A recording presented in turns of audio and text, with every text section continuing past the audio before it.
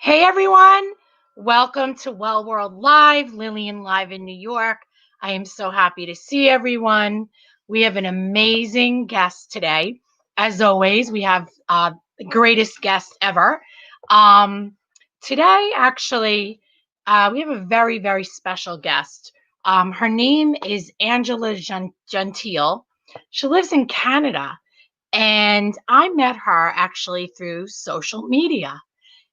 Angela contacted me because she found me on social media and we connected and we actually went through this same illness. And I invited her to come out to a big event in LA last year. And it's there at the Skate Your Butt Off we met. And we've been just, pals ever since and trying to do some really good things together. So, Angela is a clinical social worker. In 2017, she was diagnosed with anal cancer, completed treatment, and then endured a major depressive episode. Now cancer free and no longer depressed, Angela offers support, encouragement, and hope to others who are struggling with their health or well being.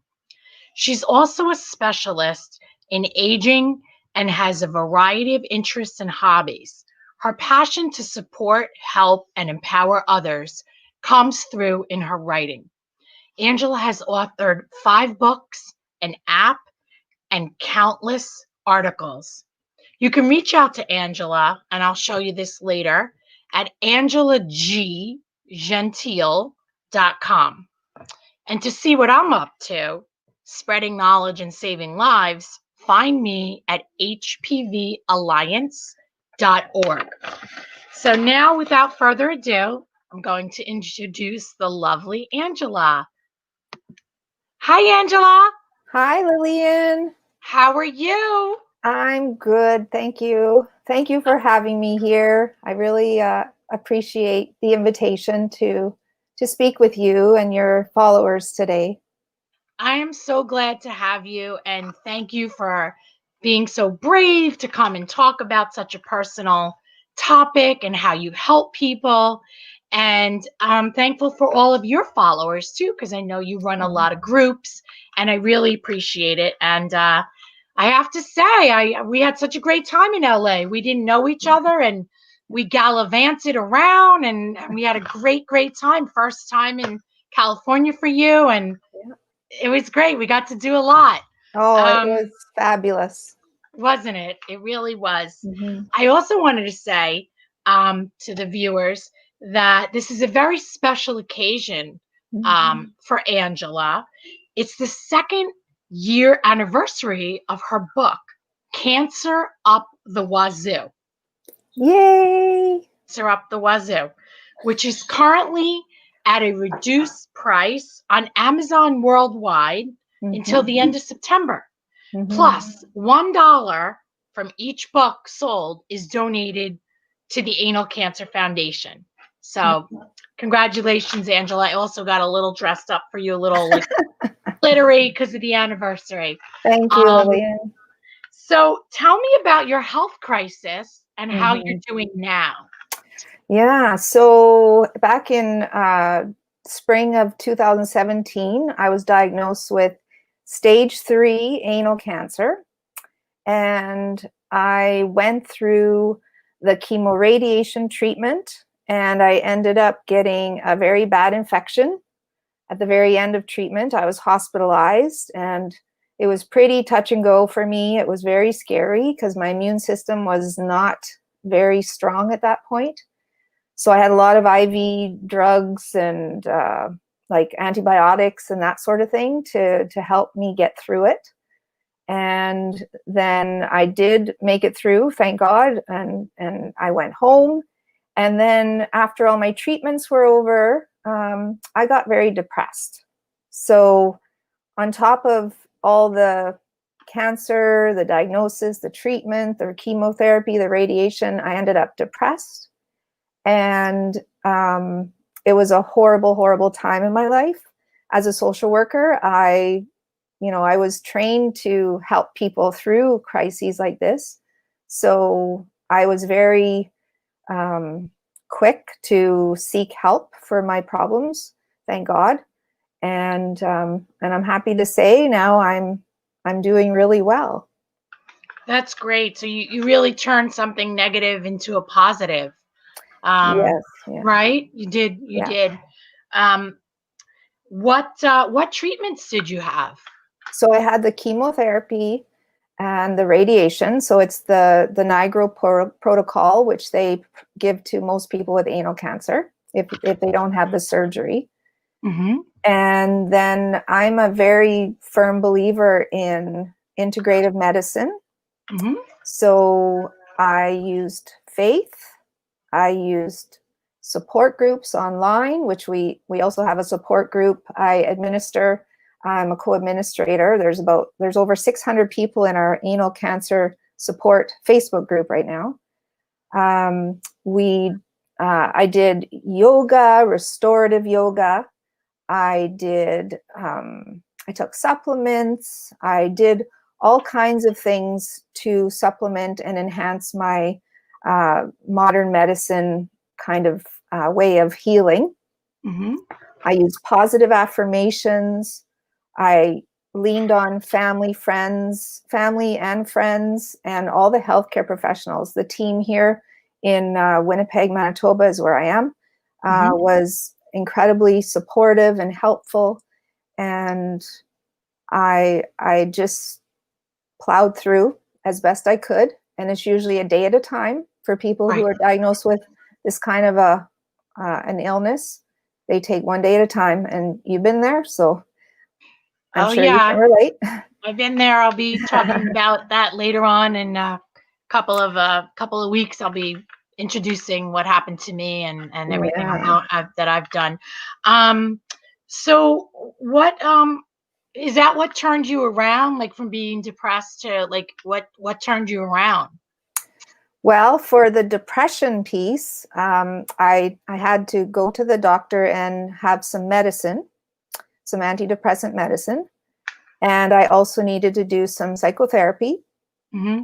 And then as time went on, like I've been a writer since I was like 8 years old. I started writing in a diary, and I'd been journaling, and then I ended up writing a blog in 2010, so an online journal. I started doing that.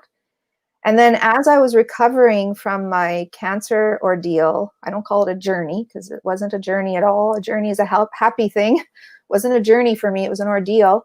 Mm-hmm. Um, I started thinking about, now that I've kind of come out of this and I feel good and I'm cancer free, I feel like I want to share my knowledge. I want to share what I've learned. I want to share my story to help others, because anal cancer is quite stigmatized. Once you start looking into it, people think, "Oh, did you have anal sex?" And no, I didn't, but who cares if I did? How you got it is another story. And so what I did was I wanted to tell my story by writing a book, because at that point I'd already written a few books, and I wanted to tell my story to help others. But then I thought, I need more than just my story. I need to have other people's stories. Let's see if there's other people that are interested in sharing an important message about anal cancer and about survival. Mm-hmm. So I put out a call. I put out on my social media, I was looking for people who are interested that had some kind of a message or a story to tell.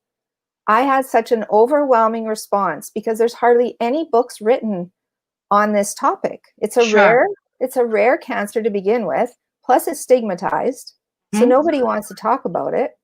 So I ended up getting such a robust response, and I ended up needing to put my skills together to create an anthology. So in my book, I put together 25 writers. I've got all their stories in here, and I've had such a positive response. It was also therapeutic for me to be able to put my story down. Mhm. And then in turn, I was helping others. I was coaching others through their writing in their chapters. And it was therapeutic for them as well, as I helped them express themselves so that they could help others. So bottom line is, helping others helped me. So Right. it was a therapeutic experience. And now this book is helping others through their journeys. I've got caregivers, I've got friends, I've got family members who express their stories and their situations. My mom wrote a chapter. It's been very well received. I've got social workers. I've got, like, there's just so many people that have contributed to this book, and it's quite a special project that I was involved in, and I'm Your very mom thankful. your mom didn't have cancer though, right? No, but she wrote a chapter based on the power of a mother's love Oh, for really? someone who is going through cancer. That's So when interesting. so when your child has cancer, how her experience was. So now she's helping other parents who are going through this situation. And it's good for, it doesn't have to be anal cancer. It could be any kind of health crisis that you can get something out of this book. Right. So any kind of cancer or any angle, if you're a friend, if you're a caregiver, if you're a professional, there's a radiation oncologist that has reviewed it. He Mhm. found the integrative medicine chapter very, very helpful. Yep. So I just want people to know that this book's available. It's on sale right now. I'm trying to promote it. I just want to get it out there for people.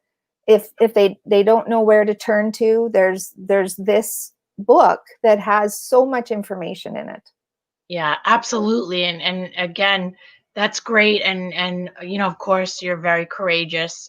And for those of you that don't know, Farrah Fawcett actually died of this Mm, disease. yeah. Um, and again, I met Angela because I had the same cancer. Mhm. And I'll be talking about that, down the road. But yeah, it's the one thing you don't want to talk about. But you know what? Mhm. We have to talk about it because Yeah. how else can we help? It's such a stupid cancer. They're all stupid, but I mean, this is really stupid that nobody needs to die from that. That's for sure. Mm. Um, so so you also have groups that you work with. Tell me about those groups. So the main anal cancer group is called Anal Cancer Support, Hmm. and this group has been around for, oh, I don't know, 10 years or more. But Hmm. I just joined it about 3 years ago. I'm almost 3 years cancer free, by the way. Me too. Yay. 3 years. Uh-huh. Yeah. And so we invite people who have a diagnosis of cancer, or if people know someone, if they're a caregiver. So there's not many groups out there that accept caregivers of people who have anal cancer. So our group is unique in that way, that we allow like a spouse or a sister or a parent or a child to, well, not child, usually an adult child, Hmm. Hmm. to join our group, and no question is off limits. And our group is so loving and so helpful. And we've got files full of information. And it's just growing. Like, it's actually kind of alarming to see how fast our group is growing. And it's becoming more, like, even the Kaiser Center has referred people to us. Wow. And the oncology nurse, somebody said their oncology nurse told them about us. And so we know that we're gaining traction, and it's administered by 3 professionals, myself included, and we've got 7 other moderators. So we're very active and very involved. That's great that you took it, in your hands to do something like that. Because, most people, again, they don't want to talk about it. They want to call it a different kind of cancer. And that's good. Like me, you're out there helping. Um, Are you, I'm just thinking like you mentioned earlier the Nigro protocol. Mhm. Do you see any differences between the the healthcare where you are and the healthcare, let's say in the United States, New York? Well, the main difference, I think, is that our population isn't as great as the United States. So a lot of the big cities in the States have multiple options for cancer treatment and possibly different equipment, like oral chemo versus, maybe there's other treatment options that maybe our cancer center here in Winnipeg, there's one cancer center, well, maybe two, Mhm. that kind of help you along, but we don't really have a lot of options. So there are people in the States too that have limited options because they're from smaller communities. Oh yeah. But that is the main thing I've seen, is that there's a bit of a push in our group. Sometimes people say, get a second opinion, get another opinion, and try a different center. And I'm thinking, well, not everyone has that option. Right.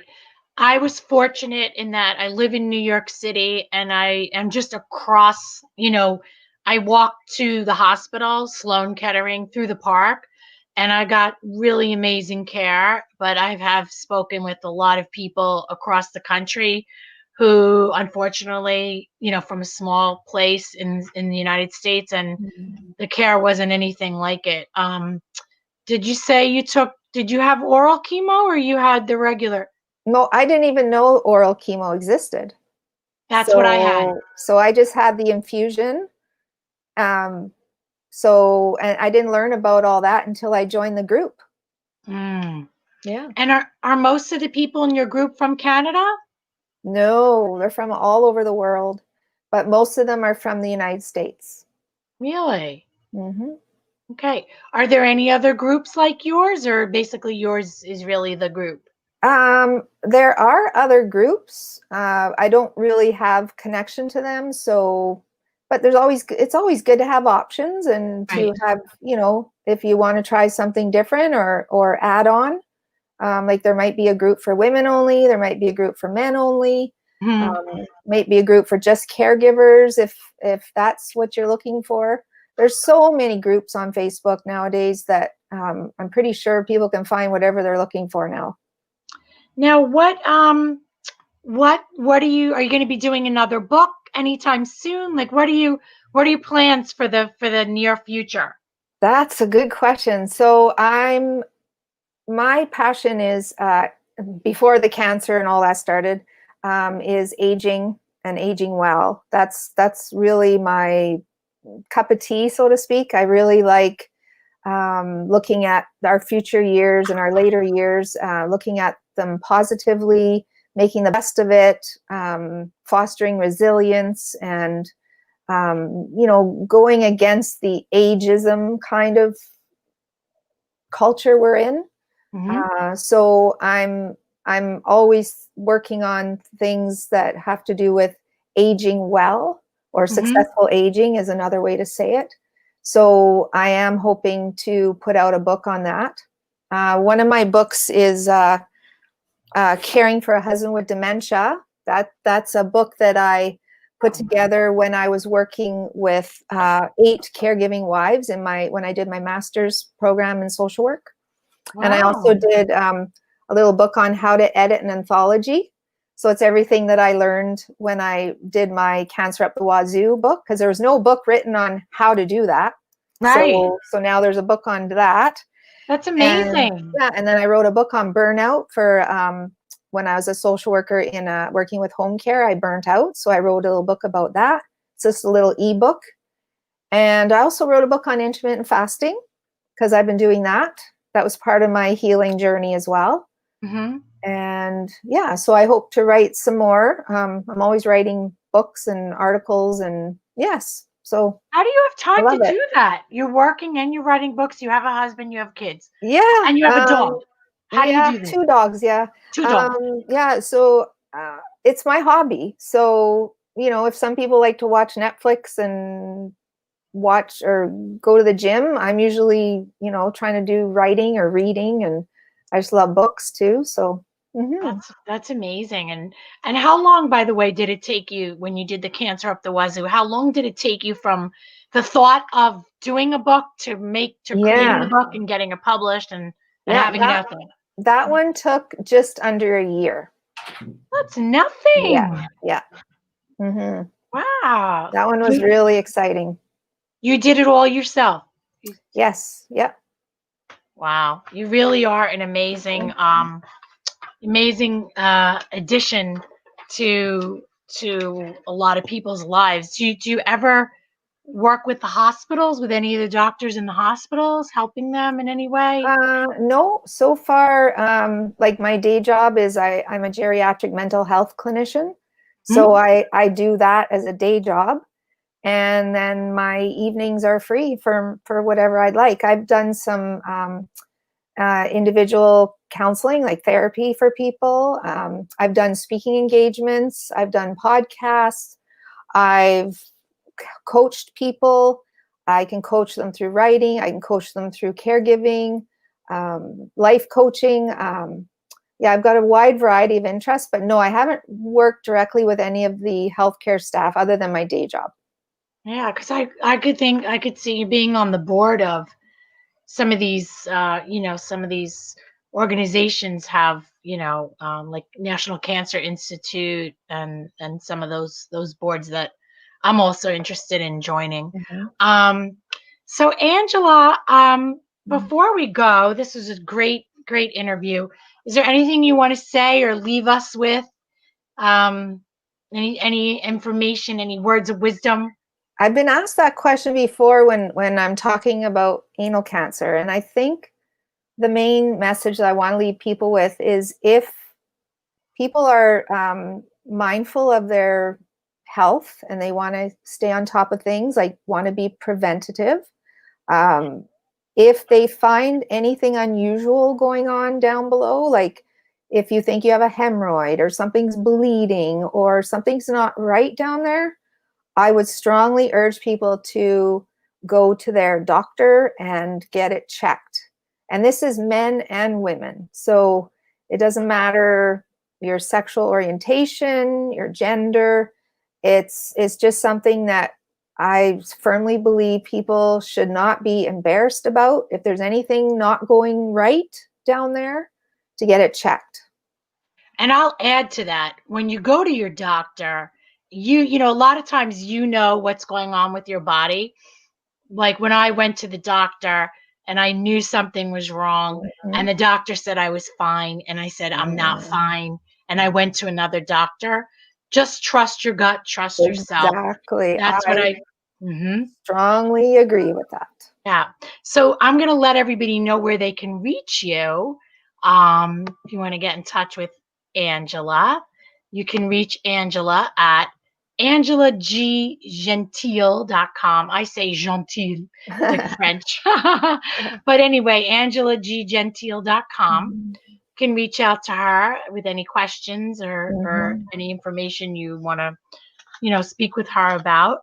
Angela, I'm really glad that you were able to come on today, and you're very brave for talking about this topic, and you've done a lot of great work. You've helped others in a big way, and I hope you continue.